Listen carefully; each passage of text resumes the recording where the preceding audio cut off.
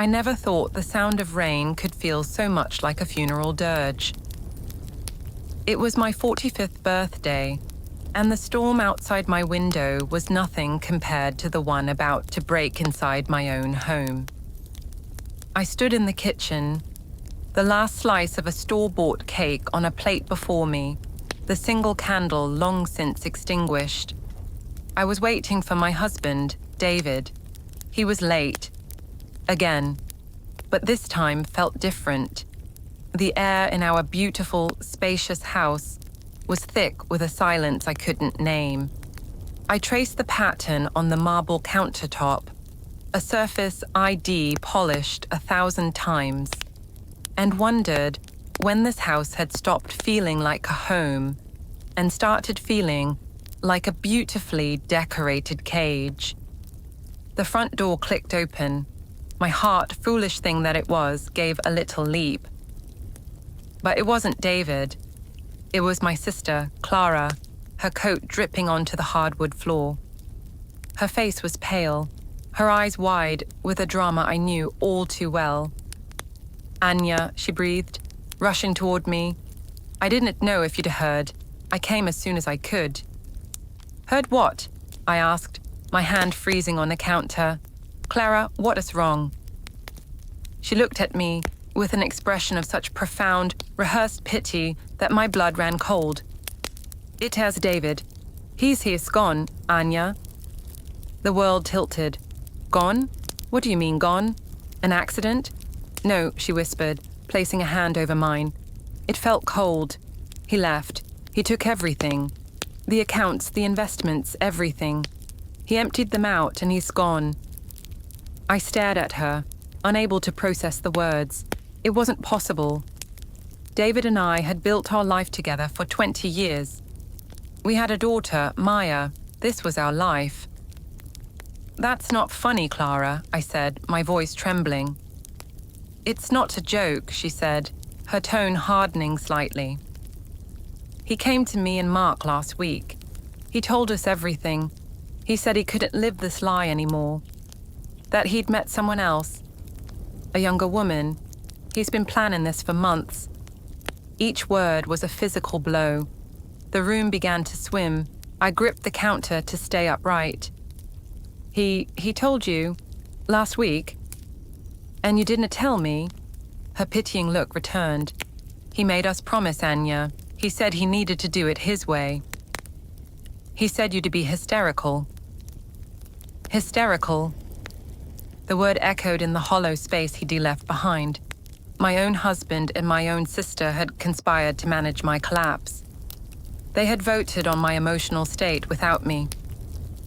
"There is more," Clara said, her voice dropping to a conspiratorial whisper. "The house, Anya. It's not yours." I laughed, a broken, ragged sound. "What are you talking about? Our names are both on the deed." "Were," she corrected softly. "He refinanced it 6 months ago. Took out a massive loan against the equity. The bank owns most of it now. And with no money to pay the mortgage, she let the sentence hang in the air. A death sentence for my old life." I sank onto a stool, the fight draining out of me. "Maya," I whispered. Her college fund Clara's face tightened. "Gone. All of it." I looked at my sister, truly looked at her. Behind the mask of concern, I saw something else. A flicker of triumph. A satisfaction that the golden couple, the perfect family, had finally cracked, and she was there to witness the fall. "Why are you really here, Clara?" I asked, my voice flat. She had the decency to look slightly ashamed. "Mark and I will help you, of course. You can stay with us for a little while. But you'll have to get a job, Anya. A real one. You can't just be a housewife anymore. A real one. As if raising our daughter and managing our home for 2 decades had been a hobby."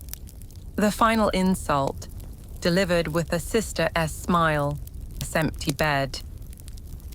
She was away at her first year of college, blissfully unaware that the world she knew had just been dismantled. I cried until there were no tears left, until I was just a shell lying in the dark. David hadn't just taken our money. He had taken my security, my identity, my past, and my future. He had exposed me as a fool to my own family. But as the first light of dawn bled through the window, something else began to stir in the emptiness. A cold, hard seed of anger. He thought I was broken. He thought I was just a useless, hysterical housewife. He and Clara had decided my fate between them. But they had forgotten one thing. Before David became successful, before the big house and the expensive cars, we were partners. I was the one with the sharp mind for numbers, the one who kept his first fledgling business afloat. I had stepped back to raise our child, to be the supportive wife. I had let my own light dim to make his shine brighter, and he mistook my silence for weakness, and pushed aside the row of elegant dresses I no longer had any use for. At the very back was a small, fireproof lockbox. I hadn't opened it in years. Inside, nestled under my old diplomas and Maya's first ultrasound picture, was a single unmarked USB drive. David was a meticulous man. He was also arrogant.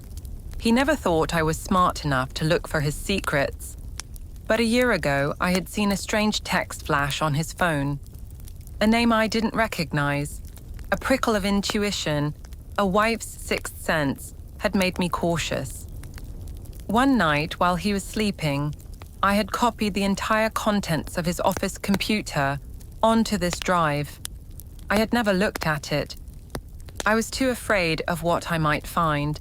I had buried it, hoping my suspicion was just paranoia. Now, I had nothing left to lose. I plugged the drive into my laptop. The screen glowed in the dark room. I took a deep breath and double-clicked. I was no longer the betrayed wife. I was a detective entering a crime scene. My crime scene. And what I found there would become the blueprint for my revenge. A dilapidated industrial area. Secure Keep Storage was a grim grey building that looked like it had given up on life long ago. The manager, a man who smelled of cigarettes and disappointment, led me to Unit 217. The lock was stiff, but it turned with a heavy clunk.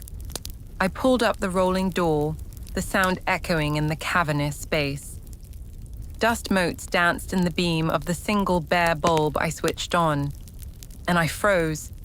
The unit wasn't filled with old furniture or dusty photo albums. It contained one thing, a car. But not just any car. It was a 1961 Jaguar E-Type, a car I recognized instantly.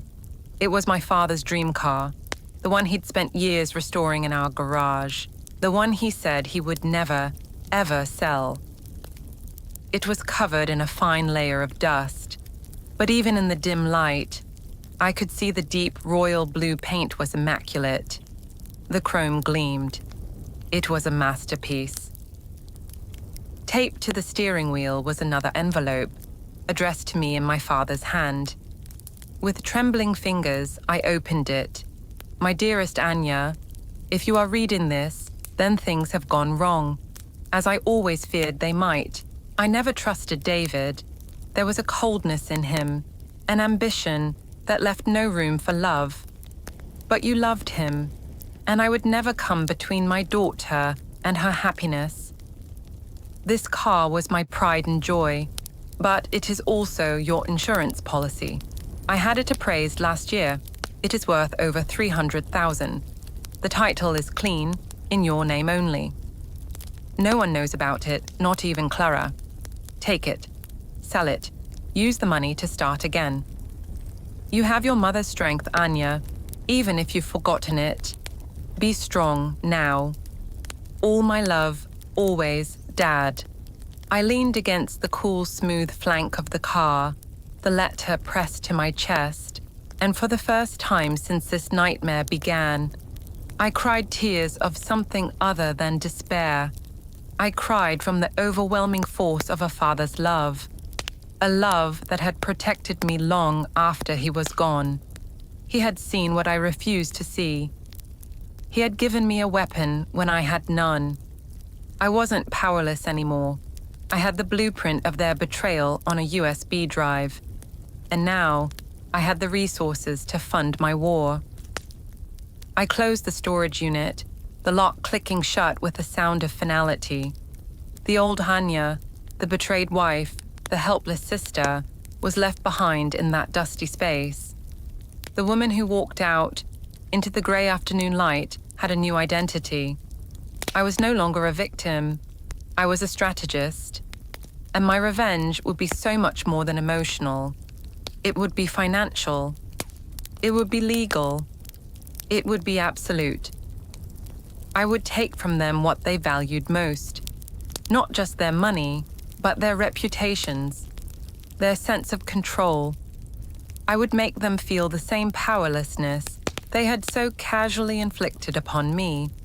The game was on, and they didn't even know they were playing. Ants, a forensic accountant and private investigator recommended by the lawyer who handled the Jaguar sale. Eleanor was in her 50s, with sharp eyes and a no-nonsense demeanor. Her office was a fortress of stacked files and humming computers. I laid it all out for her. The USB drive, the emails, the offshore accounts, the betrayal by my sister and brother-in-law.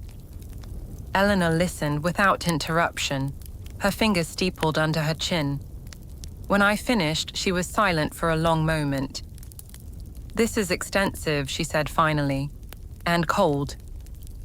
They didn't just leave you, Mrs. Petrova. They asset stripped you.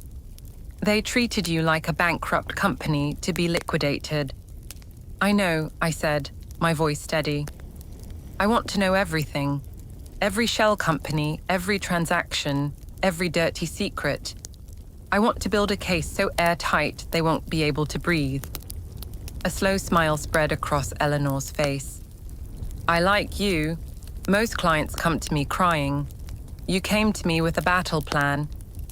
While Clara and Mark pretended to be my concerned family, offering me a spare room in their now flush home, an offer I declined with a sweet smile, saying I needed my space to heal. Eleanor and I were digging into their financial graves.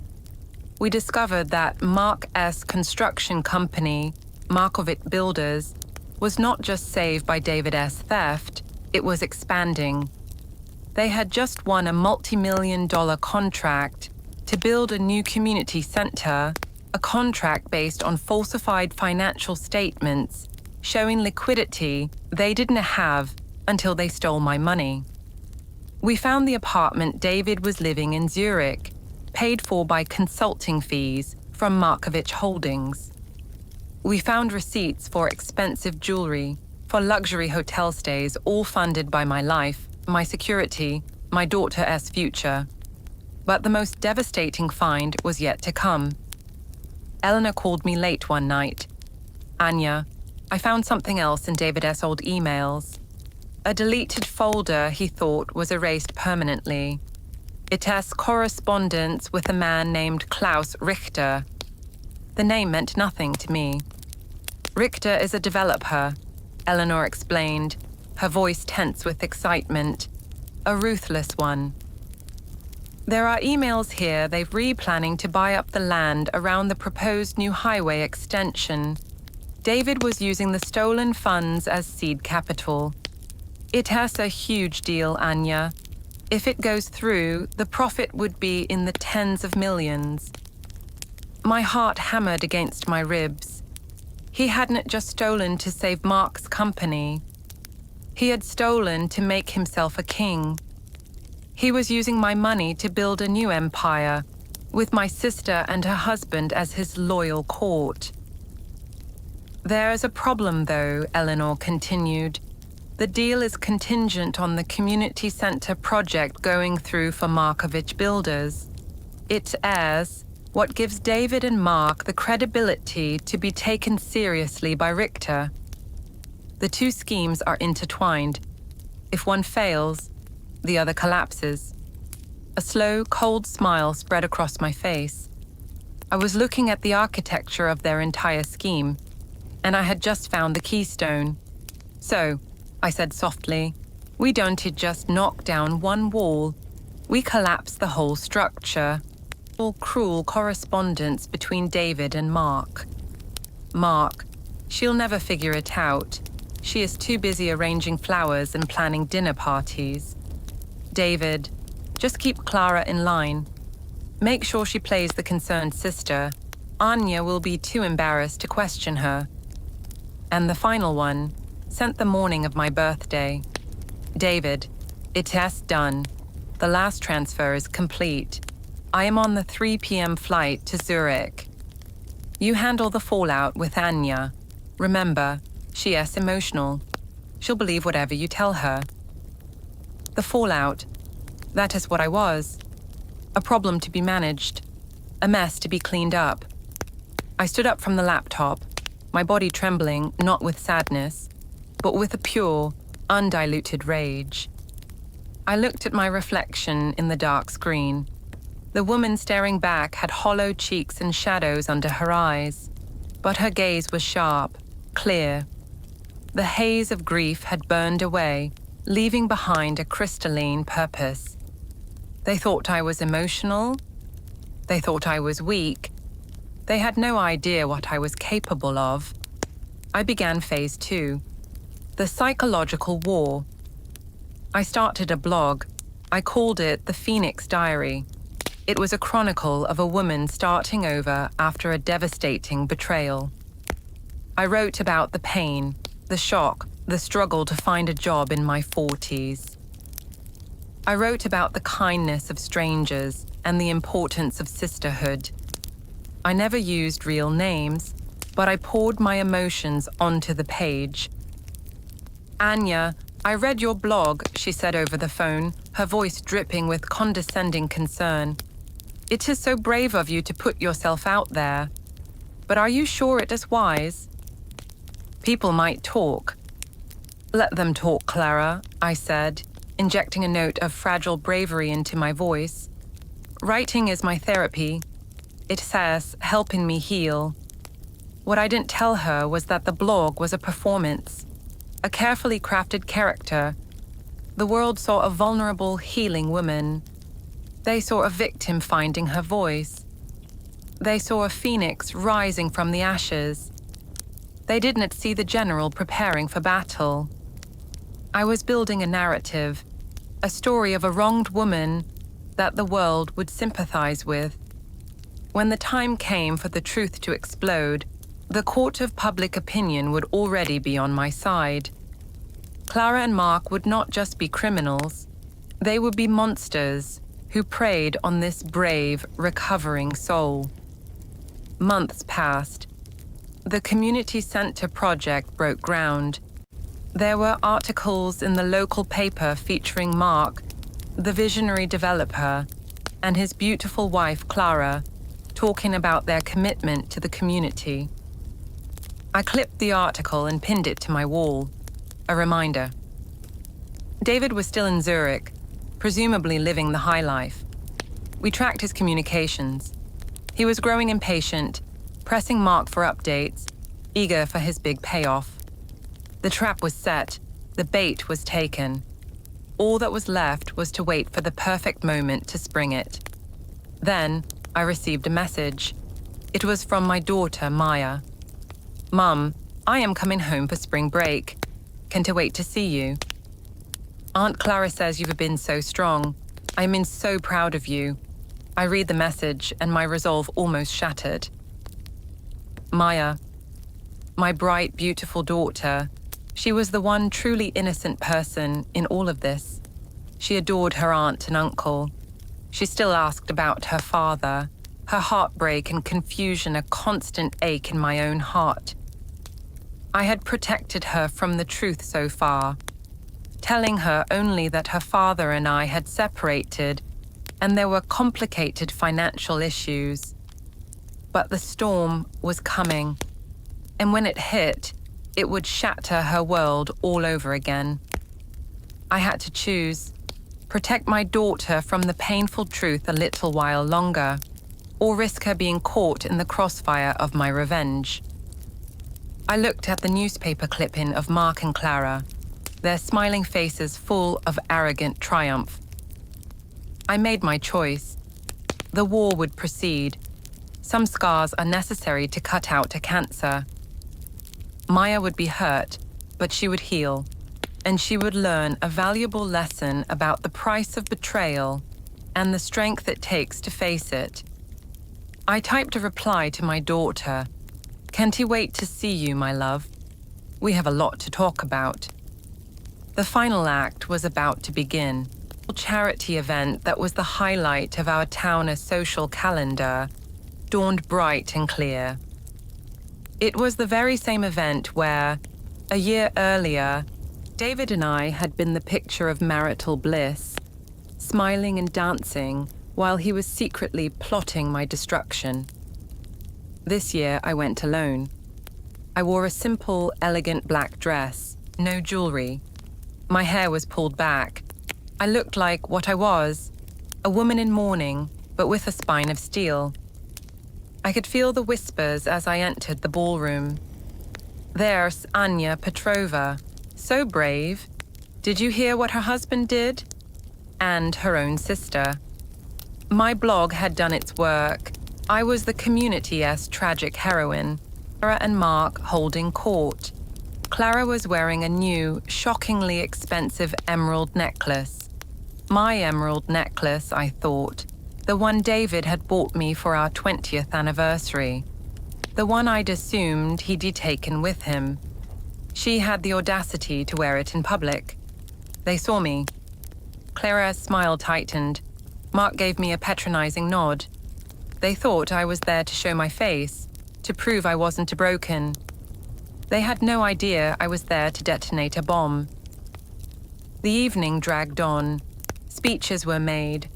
Money was raised for good causes. I watched them, my heart a cold, steady drumbeat in my chest. I waited for the main event, the live auction, where Markovich Builders was slated to announce a massive matching donation for the community center. Finally, the auctioneer took the stage. And now, a very special announcement. We were thrilled to have Mark and Clara Markovich here tonight, whose company has been instrumental in our new community center project. They've just informed me they'll be pledging a matching grant of $500,000. The room erupted in applause. Cameras flashed. Mark and Clara stepped onto the stage, beaming, waving to the crowd. They were at the pinnacle.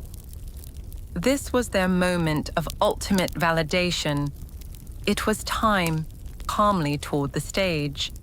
The applause began to die down as people noticed my movement. A murmur rippled through the crowd. Clara's smile became strained. Mark looked confused. I walked right up to the steps of the stage. The auctioneer, flustered, leaned into the microphone. "Anya, did you want to say something?" I looked at Clara. For a split second, our eyes locked. I saw a flicker of fear in hers. She knew. "Yes," I said, my voice clear and steady, carrying through the silent room. "I'd like to make an announcement of my own," but my hand steady. I pulled a small silver USB drive from my clutch. "My name is Anya Petrova. Many of you know me as the woman whose husband left her. The woman who writes the sad blog." I allowed a small wry smile. "But what you don't know is the real story. The story of how my husband David didn't just leave me. He, along with my sister Clara and her husband Mark, systematically stole every penny I had. They emptied my accounts, they mortgaged my home without my knowledge, and they stole my daughter's college fund." Gasps echoed through the ballroom. Clara made a strangled sound. "She's lying. She's hysterical." "Am I?" I said, my gaze never leaving the crowd. On this USB drive is 18 months of financial records. emails between David and Mark detailing their plan. Proof that the money Markovich builders used to secure the contract for this very community center I gestured around me was stolen from me. That the matching grant they just promised is funded by theft. The room was in an uproar. Reporters, who were there for the feel-good story, now had their cameras trained squarely on me and the horrified couple on stage. "You're insane," Mark shouted, his face purple with rage. "You have no proof." "I have all the proof I need," I said calmly, "and so do the district attorney and the SEC, who received complete copies of this file this morning. That was the killing blow." The color drained from both their faces. The illusion of power and respectability they had so carefully constructed shattered in an instant, in front of the very people whose opinion they valued most. I looked at my sister one last time. The mask was gone, replaced by pure, undiluted hatred and terror. "You wanted me to be quiet, Clara," I said, my voice soft but carrying in the stunned silence. "You wanted me to be the hysterical ex-wife who faded away. But you made one mistake." I paused, letting the silence hang. "You underestimated me." I turned and walked off the stage, through the parted crowd. I didn't look back. I didn't need to. I could feel the weight of their ruined lives behind me. By the next morning, it was the lead story on the local news. "Philanthropists or frauds," the headline blared. The bank froze Markovich Builders' accounts. The community center project was put on indefinite hold. Klaus Richter in Zurich publicly withdrew from the land deal, citing ethical concerns. They lost everything: their business, their reputation, their standing in the community. The emerald necklace was seized by the courts as part of my assets. David was extradited from Switzerland and faced charges alongside Mark. Clara, who had played the supporting role, was charged with conspiracy and fraud. Their picture-perfect life was replaced by mugshots and court dates. I had won. I had taken back what was mine, and I had destroyed them in the process. But as I sat in the quiet of my new, smaller apartment, the one I de-bought with the remainder of the Jaguar money, I didn't feel the rush of victory I de-expected. I felt empty. The fire of revenge had kept me warm for a year, but now it had burned out, leaving only cold ashes. I had my life back. I had my money back. But I had lost my sister. I had exposed my daughter to a brutal truth. The cost of my justice had been almost as high as the cost of the betrayal itself. The war was over, but now I had to learn how to live in the peace I had created. A peace that felt a lot like loneliness, thick with finality. It was the sentencing hearing for David, Mark, and Clara. I sat in the front row, Maya beside me, her hand tightly clutching mine. She was the one who had insisted on coming. "He is still my father," she said, her eyes full of a pain that no 19-year-old should ever have to bear. "And she is my aunt. I need to see this through." The judge spoke, his voice a dry, legal monotone that couldn't mask the gravity of the moment. He detailed the charges: grand larceny, wire fraud, conspiracy. He spoke of a breach of trust of the highest order. David was sentenced to 7 years in prison. Mark, as the primary beneficiary on this side of the ocean, got 10. Then it was Clara's turn. She stood, a shell of the vibrant, dramatic woman she'd once been. Her lawyer pleaded for leniency, painting her as a manipulated wife, a follower rather than a leader. The judge was not swayed. "Clara Markovich, your role in this scheme was particularly insidious. You used your position as a sister, a sacred bond of trust, to deceive and manipulate the victim. You were the wolf in sheep-esque clothing.